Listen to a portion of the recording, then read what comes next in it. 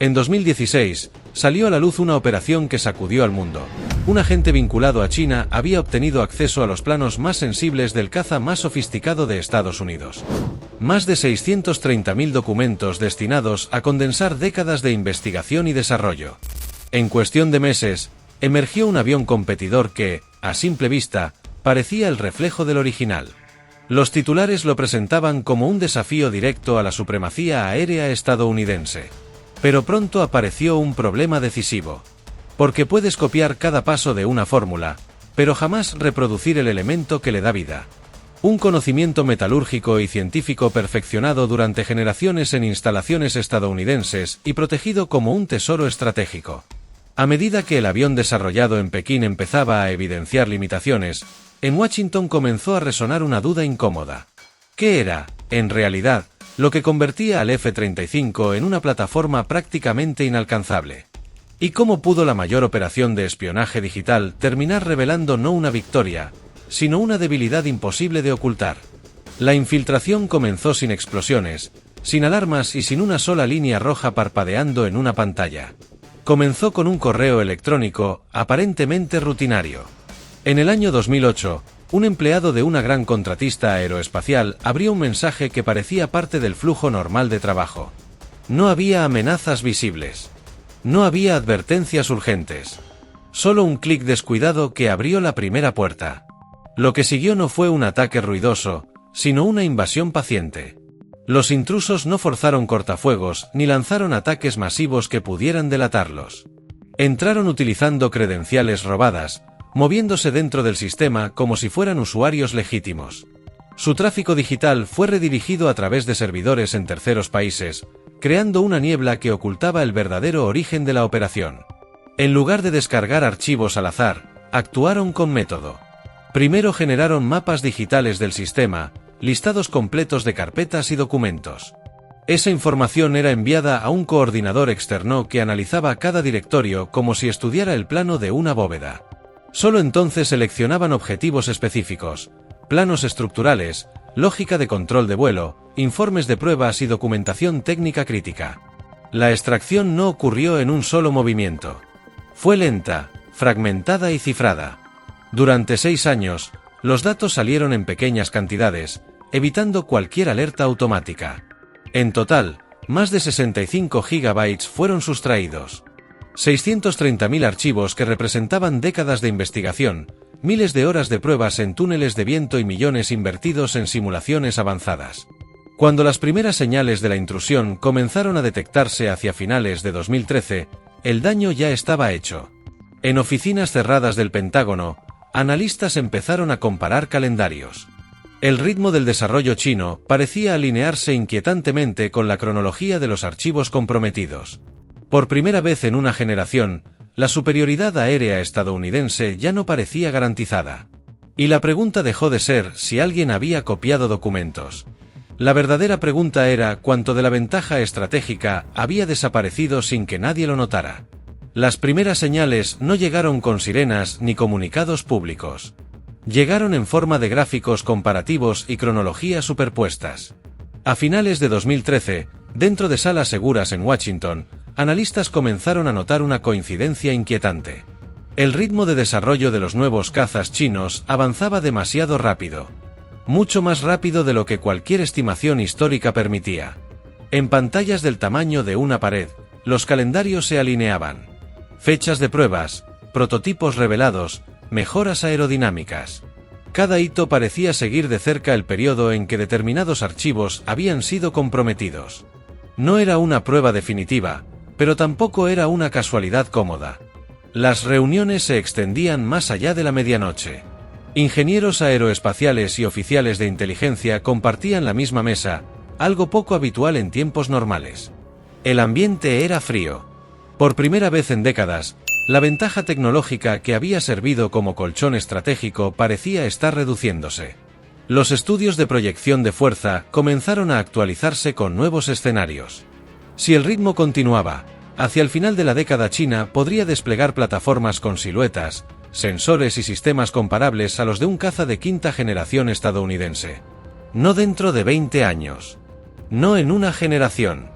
En cuestión de años. Cada rama de las Fuerzas Armadas revisó presupuestos y planes de modernización. Si los planos realmente habían sido extraídos, la pregunta ya no era solo que habían robado. Era qué tan profundo llegaba la filtración. ¿Se trataba únicamente de formas externas y software? ¿O también de sistemas críticos y arquitectura interna? La sensación de vulnerabilidad era nueva. Durante décadas, la superioridad aérea había sido un supuesto, no una variable. Ahora se convertía en una incógnita. El debate dejó de centrarse en si China podría construir un caza furtivo. La discusión giraba en torno al cuándo. ¿Cuánto tiempo faltaba para que un competidor real apareciera en la pista? ¿Y qué significaría eso para cada piloto que confiaba en la ventaja invisible que lo mantenía con vida en el cielo? La incertidumbre no era técnica. Era estratégica. Y eso la hacía mucho más inquietante. Cuando el nuevo caza chino hizo su aparición pública en una exhibición aérea internacional, la reacción fue inmediata. A simple vista, la silueta resultaba inquietantemente familiar. Las líneas del fuselaje, la inclinación de las colas gemelas, la forma del morro. Todo parecía reflejar un diseño ya conocido en Occidente. Ingenieros aeronáuticos comenzaron a analizar fotografías cuadro por cuadro. Utilizaron técnicas de fotogrametría para estimar ángulos, proporciones y superficies. Los resultados mostraban coincidencias sorprendentes. La inclinación de las derivas verticales se encontraba dentro de apenas 1 o 2 grados respecto al diseño estadounidense. Las dimensiones generales, longitud, envergadura y altura, caían dentro de un margen cercano al 10%.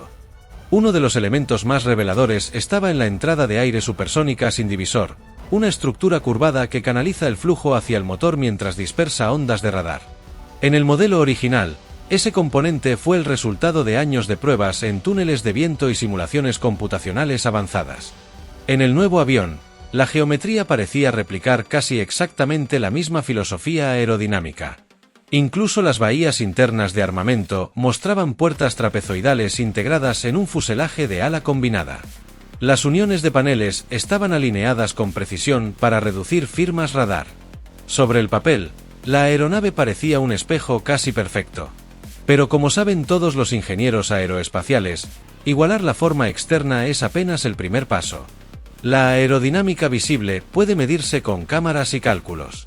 Sin embargo, el verdadero rendimiento no se decide en la superficie. La diferencia entre una copia funcional y una ilusión tecnológica se encuentra debajo del revestimiento.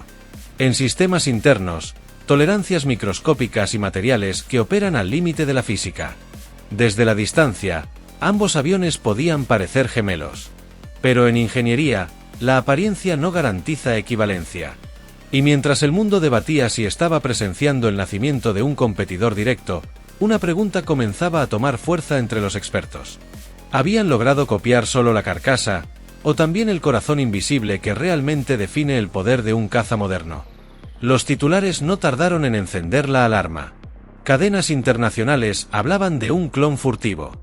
Analistas en televisión debatían si la supremacía aérea estadounidense estaba en peligro. Y una frase comenzó a repetirse con fuerza inquietante: asesino de portaaviones. Columnistas de defensa planteaban un escenario incómodo. Si una nación podía replicar la silueta de un caza de quinta generación, ¿qué impedía que produjera decenas o incluso cientos a menor costo? Los gráficos en pantalla mostraban comparaciones de precios, presupuestos y tiempos de producción. El contraste alimentaba el debate público. En estudios iluminados y salas de prensa, expertos discutían el equilibrio en el Pacífico. Portaaviones que durante décadas navegaron como símbolos de dominio absoluto ahora eran presentados como posibles objetivos de enjambres de nuevos cazas furtivos. El argumento era simple y poderoso: si el diseño podía copiarse, la ventaja estratégica podría diluirse. En el Congreso, las audiencias se volvieron tensas. Legisladores exigían respuestas en transmisiones en vivo. ¿Había quedado obsoleto el programa más costoso de la historia militar moderna? ¿Se habían perdido décadas de investigación en un solo golpe digital? La presión no era solo política. Era presupuestaria.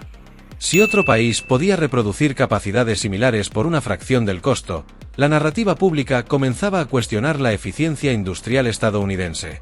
Editoriales sugerían que la ventaja tecnológica tradicional estaba desapareciendo. Pero detrás del ruido mediático, ingenieros mantenían una postura más cautelosa. Copiar proporciones no es lo mismo que replicar rendimiento. Igualar líneas no implica dominar ciencia de materiales. En silencio, algunos especialistas insistían en que la verdadera superioridad no se encontraba en lo visible. Mientras el término asesino de portaaviones circulaba en informes y columnas de opinión, una interrogante más profunda comenzaba a emerger dentro de círculos técnicos. Si podían imitar la figura, ¿habían logrado también dominar la física extrema que permite a un motor sobrevivir a temperaturas imposibles? La respuesta no estaría en los titulares. Estaría en el interior del reactor, donde la ingeniería deja de ser apariencia y se convierte en supervivencia. Dentro de un motor a reacción, la física no concede segundas oportunidades. En el corazón del caza estadounidense se encuentra una máquina diseñada para operar en condiciones que destruirían metales comunes en cuestión de segundos. Los gases de combustión atraviesan la primera etapa de la turbina a temperaturas que superan los 3500 grados Fahrenheit. Más caliente que la lava. Más allá de lo que la mayoría de las aleaciones industriales puede soportar sin deformarse. A ese nivel térmico, el acero pierde rigidez. El aluminio simplemente desaparece. Incluso muchas superaleaciones de níquel comienzan a sufrir fluencia, microfracturas y debilitamiento estructural. Sin embargo, el motor no solo debe sobrevivir a ese entorno extremo. Debe hacerlo hora tras hora, misión tras misión, durante años. El margen de error se mide en micras. Una imperfección microscópica, un límite de grano mal alineado en la estructura interna del metal, puede convertirse en el punto inicial de una grieta. A 30.000 revoluciones por minuto, esa grieta no es un detalle menor. Es una sentencia de fallo catastrófico. La solución no radica en hacer las piezas más gruesas o añadir más combustible. La respuesta está en la ciencia de materiales. En la capacidad de fabricar alaves de turbina como cristales únicos, estructuras continuas sin fronteras internas donde las fracturas puedan propagarse.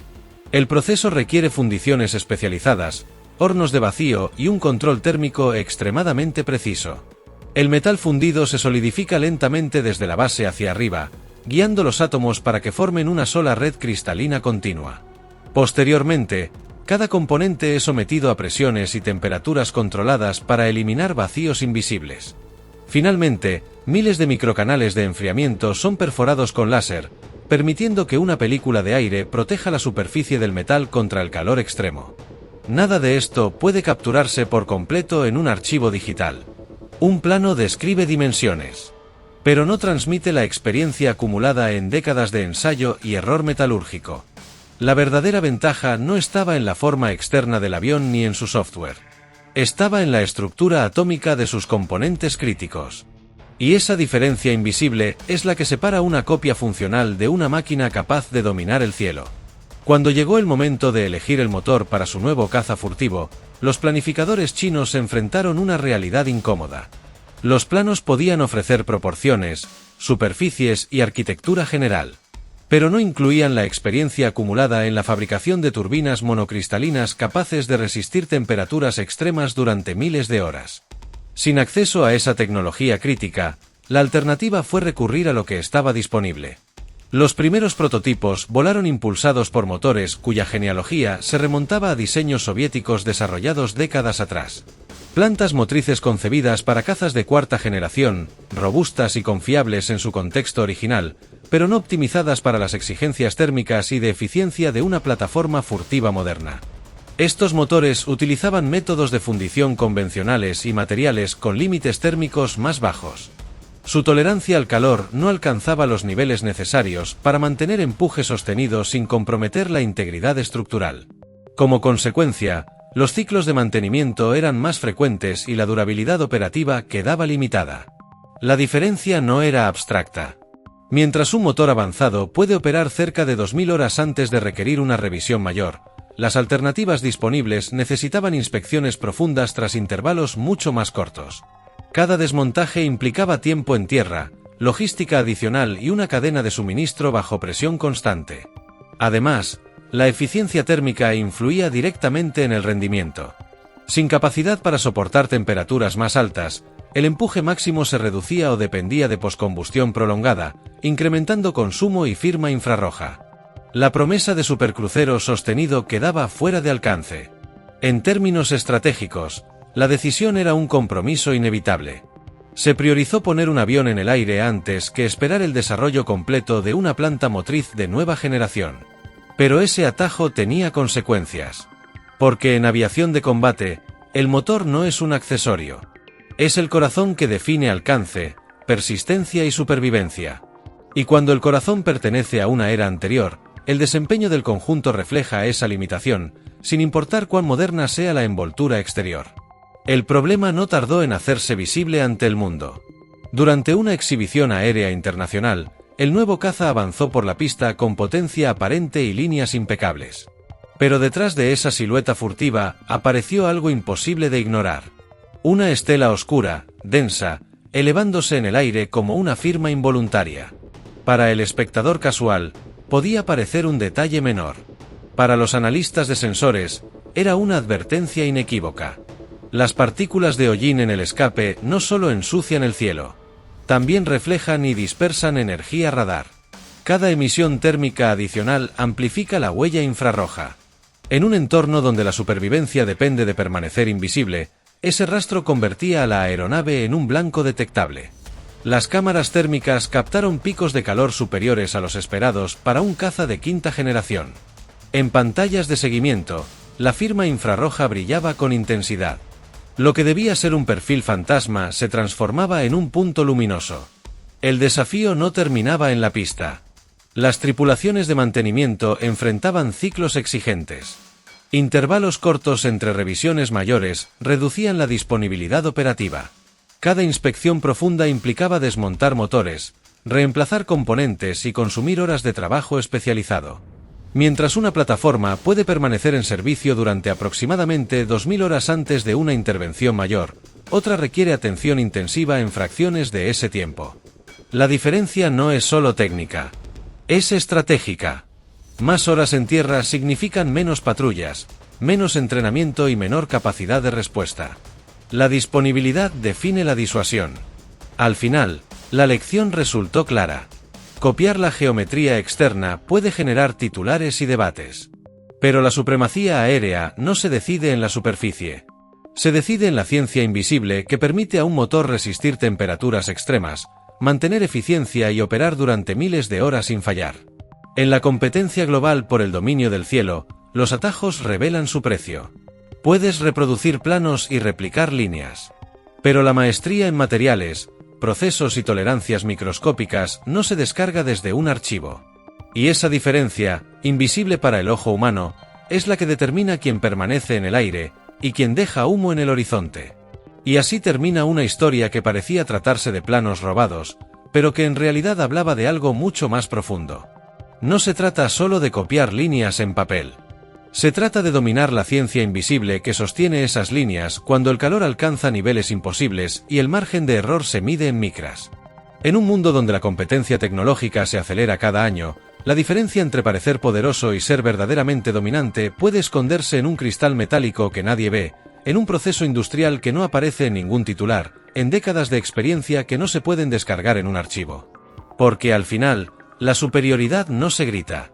Se demuestra en silencio, misión tras misión, hora tras hora, cuando otros aún están ajustando tornillos en el hangar. Si te gustó este análisis y quieres más historias donde desentrañamos la tecnología, la estrategia y los secretos detrás del poder global, asegúrate de darle me gusta a este vídeo. Eso ayuda muchísimo a que más personas puedan descubrir este contenido. Suscríbete al canal para no perderte los próximos análisis y activa la campana para que YouTube te avise cada vez que publiquemos un nuevo episodio. Comparte este vídeo con alguien que ame la tecnología militar, la geopolítica o simplemente quiera entender qué hay realmente detrás de los titulares. Y ahora quiero leerte.